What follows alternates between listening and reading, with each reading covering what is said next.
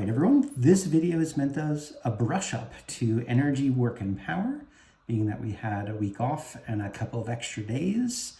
I just want to make sure that we are all back up to snuff by the time we walk in. So I'm going to blitz through some things here. So let's go back to the very basic notion and let's understand that energy as a concept, the whole point of that concept was that we needed something that was scalar. So as I kept saying, if we remember anything about these concepts, we'll remember the fact that they're scalar. If we want to remember why that was, we can go back to the notion of our two carts with their little spring thing between them, right?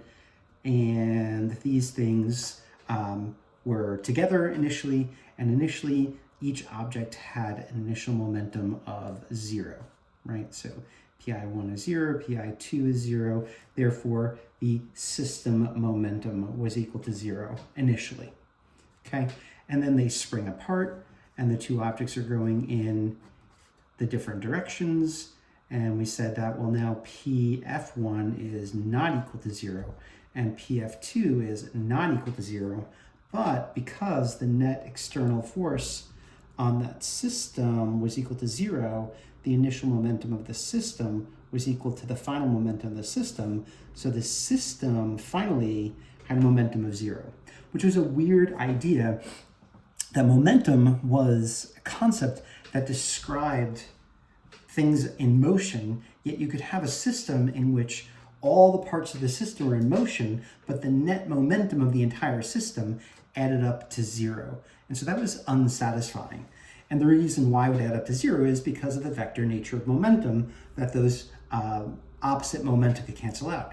And that's true for two objects. If there were 3, 4, 5, 6, 7, 8, 9, whatever, an infinite number of objects, it's possible for every single one of those objects to be moving, yet the quantification of the ability of how difficult it is to stop this system would be 0 despite everything moving. And so that felt really kind of wrong. And that was the genesis, or one of the main reasons why physicists in the 1800s were on the search for some sort of different quantification.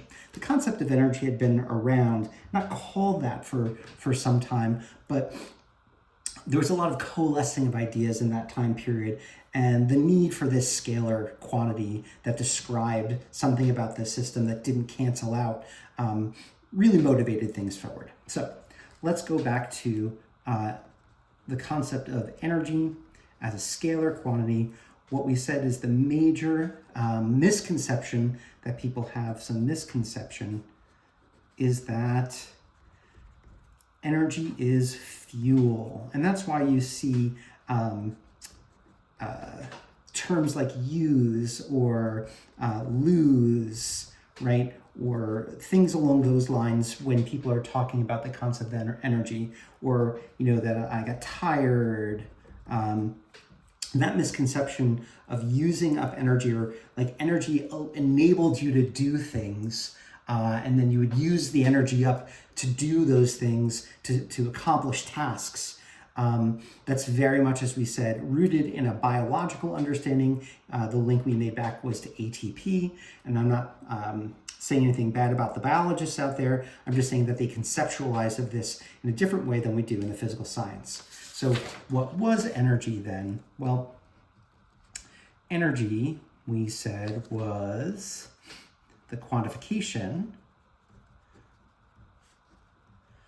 of the capacity of an object or system to affect the environment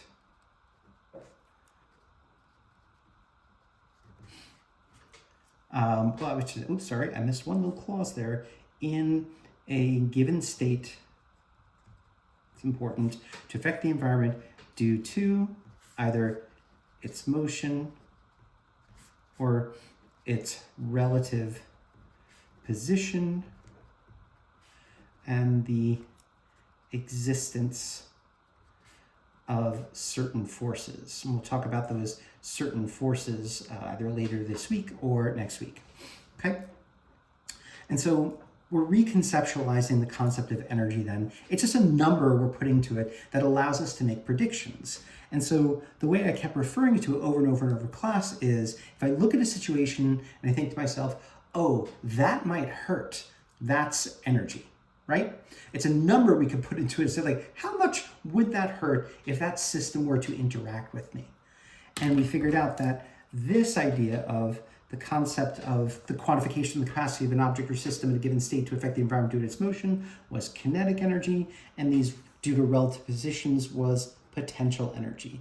And then we had our big list of all the different types of these classes of energy, kinetic energies and potential energies, and we looked at all the different forms of them. We saw things like mechanical, so that's an object that's moving around, a wind howling along, water flowing. These things have mechanical energy. They have the capacity to hurt us if we interact with us. So we saw the elastic potential energy, stretch your rubber band, because the sides of the rubber band are a different distance. The more I stretch them, the different positions, the existence of that spring force allows people to get hurt, right? Gravitational, right? So the higher I lift something, the more massive it is, the more it could potentially affect things. We saw the magnetic, right? We saw the magnet near the piece of iron, and they came together and clicked, or you've seen two magnets repel each other and push each other apart. The electric potential energy. So this was, we saw that you would call this static electricity. We'll talk more about that later. Magnetic, the nuclear potential energy. We haven't seen anything about that, but it does exist there. We saw light as a form of potential energy because it was made up of electric and magnetic. Now that we talked about that, we talked about heat being sort of weird, that exists in both of these spaces because convection and conduction, I'm going to put them as types of energy, were heat-related things that were about the motion of particles, and radiation was more about back down to light. So what am I missing here? Sound, that's vibration of particles moving around in the air. So that was definitely a kinetic energy. Let's see, 1, 2, 3, 4, 5, 6, 7, 8, 9. What am I missing? I'm missing one. It'll come to me as we go along. But there you go. You can see that we can classify all the different forms of energy into the two different classes based on whether it's due to the motion of stuff or because of the relative position of things and some sort of force, and we can see the forces that are related there. Okay, so once again, just a number we put to it says, I can make a prediction that might hurt more than other things. All right, there we go. And we also saw energy from a units perspective was equal to a joule. Okay, great. Moving on to the work concept then. We started very simply with work is the change in energy. And then we expanded from there. Well, even in there, when we say the change in energy, what do we mean by that? We mean the increase in energy, the decrease in energy, the transformation of energy, the transmission of energy. All of these things were words that went into that concept of change. So it describes what happens when work is done, and that's an important thing, the verb to do as being the one that's associated most likely with the word work, whereas energy was to have, because we're talking about a system in a particular state. There's a number that system has that describes something about that system, right? We operationalized this concept of work and said that this is the action of a force that attempts to change, and then we drill down really specifically because we wanted a specific outcome or a notion of this to make it quantifiable in a real way, that the action of a force that attempts to change the kinetic energy of an object or system. So there it is. And that's what allowed us to get down to the equation for work, being work was equal to the magnitude of a force, because you needed force, it's the action of a force. Then we needed actual change to occur, and our evidence of change was displacement. Once again, we needed those magnitude signs there because work being a scalar concept, we couldn't deal with the vector nature of force and displacement, but we did want to deal with the fact that these are vectors in some way, because not all forces do work even when there's displacement. We talked about that, and that's where that cosine of theta came in, right? Because we said that if I draw those two vectors concurrently, let's say force and displacement, that the angle between them when drawn concurrently is the definition of that angle. And what this allowed us to see is that when theta was an element between 0 inclusive and 90 exclusive, right, the work that would end up happening would be positive. When theta was 90, the work was exactly 0. And then when theta, an element of, exclusive 90 all the way to 180 inclusive, the work was negative. And so what did that mean? Work being positive, work being 0, work being negative. Well, we can use this diagram. If the force acts along, or some component of the force acts parallel to the displacement, that force is going to try to speed up an object. And notice try to, because remember we said that if there's multiple forces acting on something, it might not actually speed it up, but it would try to speed it up. So this would try to speed up the particle. And if this was 100, or between 90 and 180, then some component of the force would be anti-parallel to the displacement, meaning they would try to produce an acceleration opposite the velocity, and that would try to slow it down. Right? Whereas if the force is perpendicular to the displacement, this is not trying to change the speed. Okay? And so we got that. And once again, try, because this is the work done by an individual force. So I'm going to give it a little subscript there. And therefore, this is that individual force, and this is the angle associated with that. Notice the displacement doesn't pick up a subscript because that's just the actual displacement of the object. This allows us to find the work done by each individual force that's acting on an object. And then we got to the notion of that we could talk about net work. And that was going to simply be the sum of all the individual works, okay? And what we came down to at the end of class was that if the net work was positive, this object actually speeds up. Right? Its kinetic energy increases. And if the net work was equal to 0 in an interval, that the speed at the end of the interval was equal to the speed at the beginning of the interval. And if the net work was negative, this object actually slowed down. The kinetic energy was less after this interval. And so I keep saying that the work done in an interval, because that's really important, because this has some really interesting implications. And we talked about that in class. You can have an object that starts at rest, I push it, right? But then I stop pushing it, and then friction slows it down to rest. From the beginning to the end, I know that the net work was 0 if it starts and stops at rest.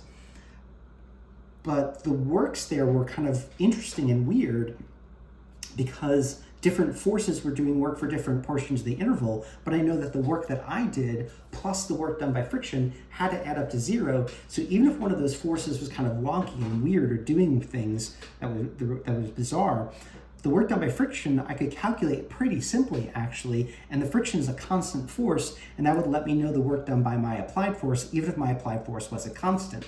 So using this concept with this concept here allowed us to really think through some interesting situations.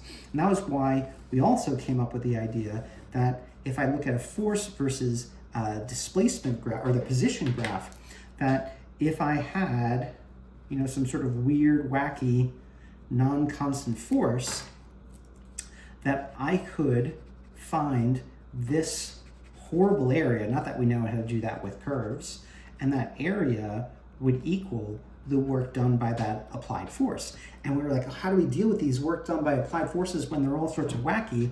Well, sometimes in situations, I don't have to deal with the non-constant force, because I can use this idea, if that's true, in order to figure out the work done by a constant force. And that was what we did in our little exercise on Friday with climbing up the stairs. Your applied force going up the stairs is all sorts of different, but the work done by gravity was just very simple. The force of gravity is constant. The displacement up the stairs, easy to find. And I could use that non-constant, I could figure out that work done by the non-constant force by just interacting with the work done by the constant force, since I knew I started and stopped at rest.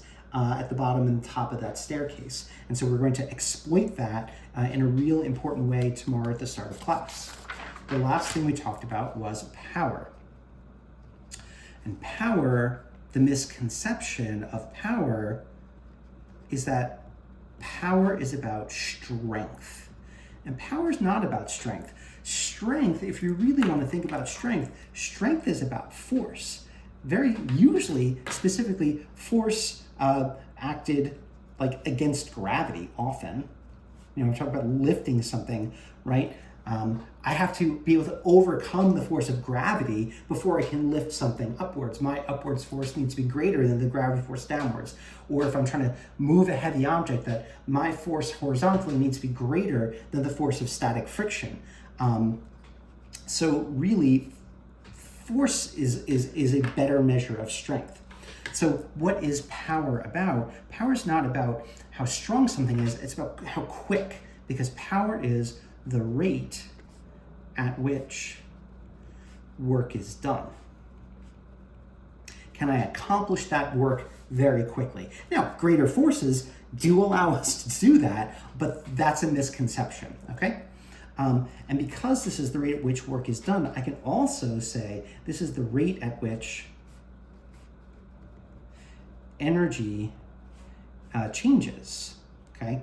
Now, going back to the beginning here, we can think about this in a very specific way, because that allows us to say the rate at which energy is gained or lost, transformed or transferred.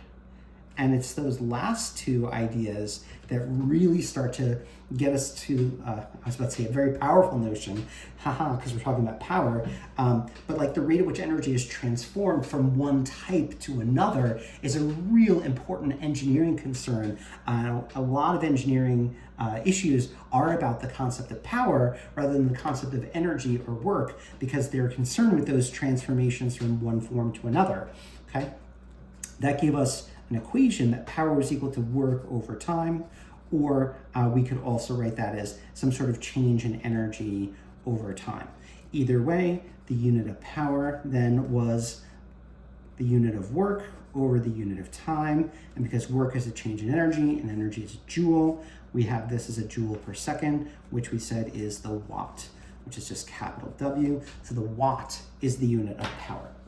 Okay, so that's the basics of what we set out before break. So hopefully that reminder sets us up for the rest of the week.